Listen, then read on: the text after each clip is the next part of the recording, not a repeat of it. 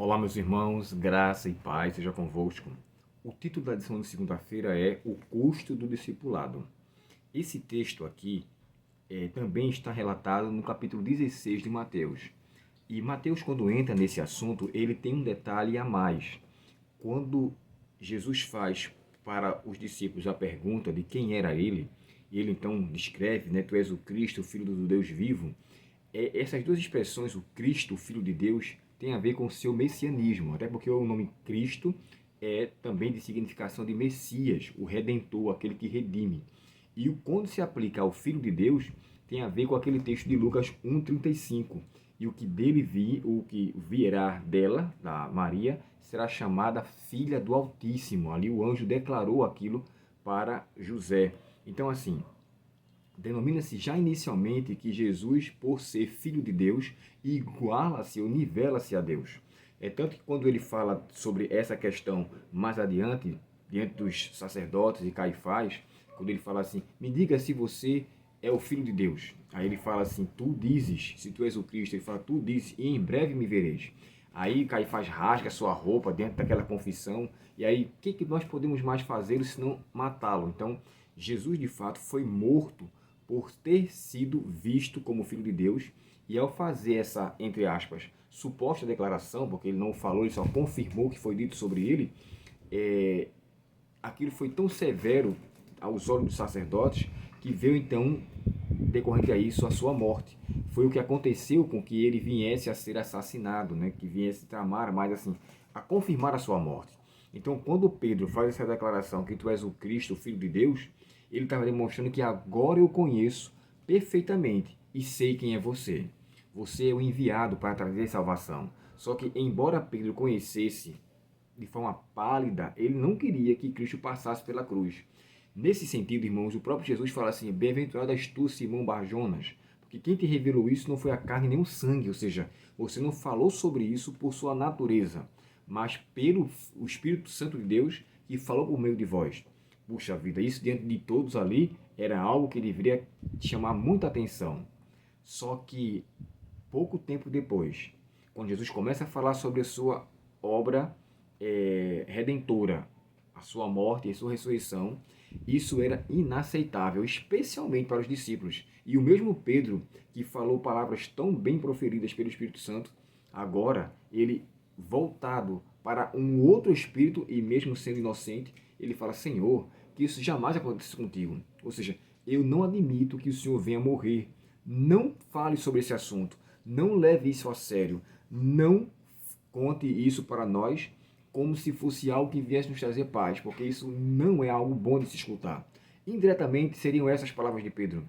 Porém, Jesus chega para Pedro, virando-se para ele e responde, para trás, Satanás.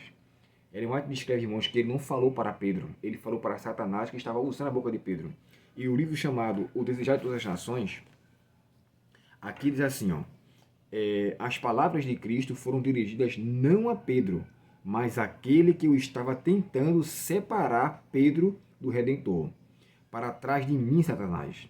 Não te continues a interpor entre mim e meu errado servo. Deixa-me estar face a face com Pedro, para que ele possa revelar o mistério ou o ministério do meu amor. Naquele momento, Jesus de fato expulsou a presença do inimigo usando os lábios de Pedro por sua incoerente concepção. Então, olha que coisa interessante. Por um momento, Pedro foi falado pelo Espírito Santo de Deus. Dentro do mesmo contexto, Pedro agora profere palavras que não é mais o Espírito Santo que está ali. Quão rapidamente, né, o grande conflito se mostra real na vida do ser humano. Precisamos estar ligados na videira todos os momentos, para que os nossos frutos sejam frutos de bênção. Uma vez que se desconecta e deixa com que as percepções interiores externalizem, acontece a mesma coisa que aconteceu com Pedro. Mais adiante, Jesus chega a dizer, aquele que amar a sua vida mais do que a mim, não é digno de mim. Em outras palavras, quem amar a sua vida, perdê-la-á. Mas quem por causa do Evangelho, o texto de Marcos fala assim, pelas boas novas, achá-la-á. Então, Cristo estava dizendo bem claro aqui, que era necessário que o sofrimento viesse, mas que aqueles que estiverem dispostos a perder a sua vida por uma causa que viria lá na frente, teria de volta. Jesus sabia que iria passar por aquele sofrimento, mas ele passou para nos trazer uma eterna redenção. Cristo fez com que todos os discípulos, com exceção de com exceção de João, o evangelista, não passassem por um martírio. E Pedro foi martirizado, todos os outros foram martirizados. Então, assim, diante dessa situação, nós entendemos que o custo do discipulado ele é alto, mas a recompensa é muito mais alta ainda. Por mais que seja tenebroso a caminhada, a cruz que nós iremos carregar, que poderíamos atribuir como método pedagógico de Deus, de aperfeiçoar nossa fé, nos qualificará para recebê-lo quando ele voltar. Que Deus, portanto, nos abençoe e que esse custo do discipulado seja vivenciado por mim e por você todos os dias. Vamos orar então nesse momento?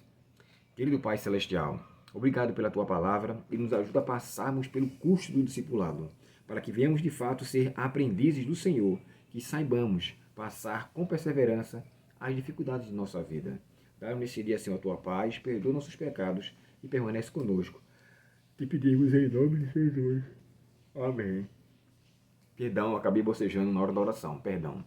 Deus muito te abençoe, um ótimo dia na presença do nosso Pai Celestial e até o próximo estudo, se Deus quiser. Até logo.